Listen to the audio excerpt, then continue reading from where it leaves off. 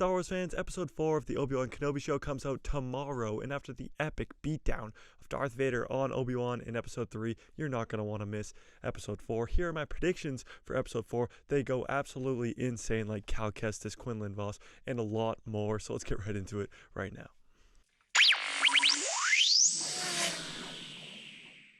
What's up, guys? Mike, guy who loves Star Wars here. Today we're predicting Episode 4 of the Obi-Wan Kenobi show. I got some crazy predictions for this episode, so let's just recap what happened in Episode 3. At the end of Episode 3, you got to see the first, there's going to definitely be another rematch of the century, Obi-Wan versus Vader. So Darth Vader obviously won this first battle, and not only did he win this, he absolutely destroyed Obi-Wan. Obi-Wan looked like he never picked up a lightsaber in his life, which, I mean, the last 10 years he hasn't, so he's a little bit rusty. But he got absolutely destroyed, literally burnt alive, because Anakin was like, you did this to me, I'm gonna do this to you. But eventually gets away. Now, a lot of people have problems about him getting away and Vader not chasing after him, but Vader has learned from his mistakes. He was way too aggressive when he was Anakin, and that caused him to burn alive on Mustafar, so he is playing it chill, he's playing it laid back, he's letting him go a little bit, maybe he can catch some more of his friends, torture him a little bit, and then he'll kill him. Which, of course, we know he does in A New Hope. So whatever Vader's doing, let's trust the process here. Vader knows what he's doing. But the other very important thing that happened at the end of that episode was Reva. She caught Leia. So although Obi-Wan is saved, Leia is now captured by the Inquisitors again. So I think Episode 4 is going to open with Obi-Wan getting to the planet of Jabiim. We've heard about the planet of Jabiim in the first 3 episodes. It's where these Jedi all get sent, these Force users. There's going to be a Force colony here, as it were. And I think Vader and the Inquisitors are going to quickly catch on to that, and they aren't going to last too long. But before we get there, he's going to show up on Jabiim, and there's going to be some friendly faces. Now, who are these friendly faces? Alright, I'm going to build the suspense a little for you, and we're going to go to what Reva and Leia are doing before I tell you who those friendly faces might just be.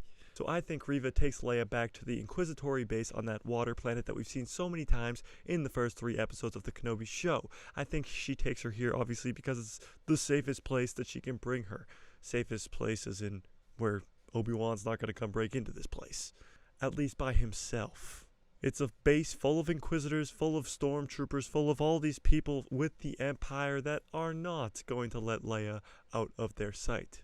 Which is definitely going to be the main problem of Episode 4, because what are they going to do? How are they going to get Leia back? What are they going to do? Obi-Wan is in a pickle right now, and he really needs to get out of it. Now, the real question is, do we see Obi-Wan in a back-to-tank? Because everybody's in a back-to-tank nowadays in Star Wars. Does Obi-Wan get a back-to-tank scene? Please give my boy a back-to-tank scene. Everybody deserves a back-to-tank scene. Am I right? Alright, I'll tell you who the friendly faces that we might see on Jabiim could be.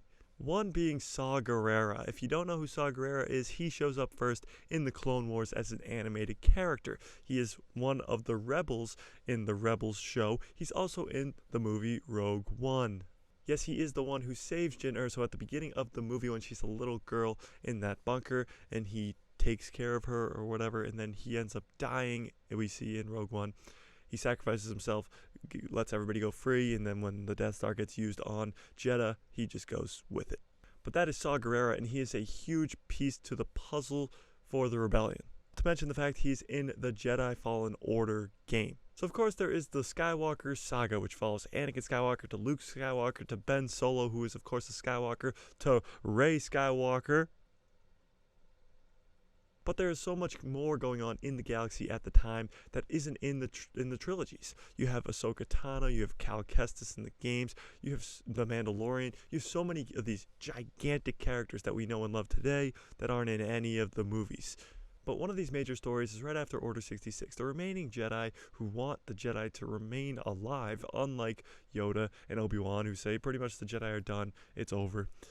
These remaining Jedi who want the Jedi to continue and maybe go into hiding for a little bit are Cal Kestis. There's some other Jedi like him, who are looking for young Force users to start a new Jedi Academy or whatever out in the middle of the galaxy where nobody can find them.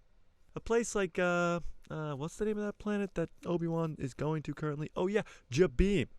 So he's going to show up to Jabiim, see maybe a Saw Gerrera and maybe a Cal Kestis. Now, if you don't know who Cal Kestis is, of course you didn't play the Jedi Fallen Order game. Jedi Fallen Order, probably Star Wars' biggest video game in decades, came out 3 years ago now. Follows the character of Cal Kestis after Order 66. He was a Padawan during the time, and then like five-ish years later, I think it takes 5 years later after Order 66, you have him, and he wants to keep the Jedi going. So he's looking for young Force users. He's trying to find these, whatever. The whole gist of the game is you're trying to keep the Jedi alive almost. So why wouldn't it make sense that Cal Kestis is at this Force colony helping all these Force users on Jabim?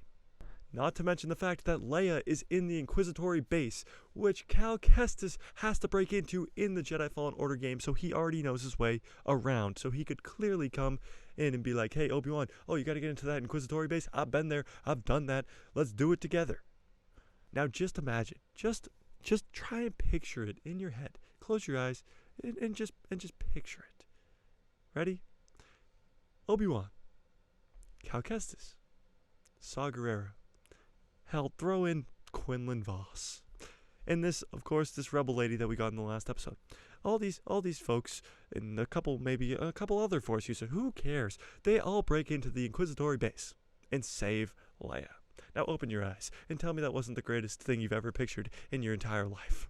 Of course, after that, they'll come into a conflict with Vader, and there will be the rematch of the century, hopefully on a lava planet like we saw in the concept arts early on months ago. So episode 4 could see Cal Kestis, could see Quinlan Voss, and a bunch of other Force users that we might not even be thinking about right now. Maybe even Ahsoka Tano. Why not?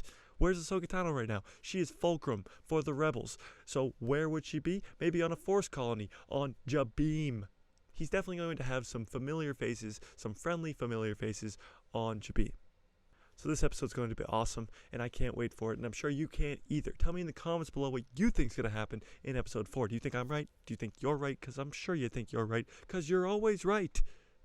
Smash like if you like this video, hit subscribe, and hit that bell so you get notified every time I post a video, and my pretty face will show up on that recommended feed of yours. Obi-Wan Kenobi, episode 4 is tomorrow. If you want to talk some Star Wars nerdy stuff, there is a Discord in the description below. It's called The People Who Love Star Wars. So if you love Star Wars and you want to talk about it with some other people who love Star Wars, it's a lot of fun. So join that Discord in the description below, and may the Force be with you always.